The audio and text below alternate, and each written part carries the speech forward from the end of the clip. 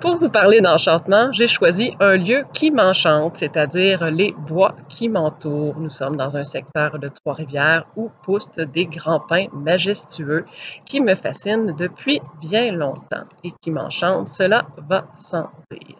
Pour ce numéro du Sabord sur le thème enchantement, bien sûr, on peut penser au conte en regard du thème enchantement, mais dans enchantement, il y a également le mot chant. Et le chant, ça peut être celui des forêts, comme la forêt tout autour de moi qui se referme tranquillement à mesure que monte le crépuscule. On peut également penser au chant des ombres, parce que l'enchantement a aussi un revers, c'est-à-dire le désenchantement, la séduction, la promiscuité des abîmes qui montent lentement à mesure que le temps file.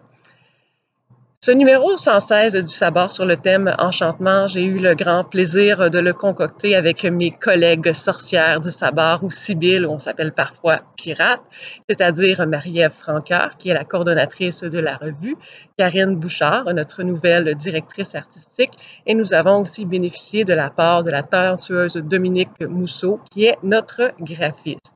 Et bien sûr, ce numéro enchantement ne pourrait pas nous ravir à ce point sans la part, la complicité d'auteurs et artistes qui nous invitent à visiter toutes sortes de territoires enchantés et désenchantés, que ce soit ceux des contes. Ils nous font visiter les sept mers.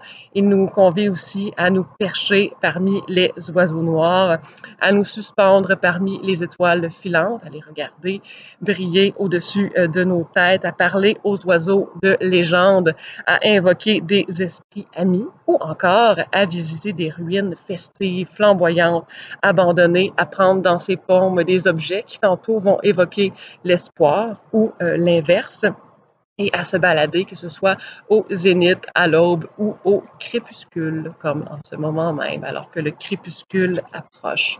Et aussi à collectionner les lucioles du soir.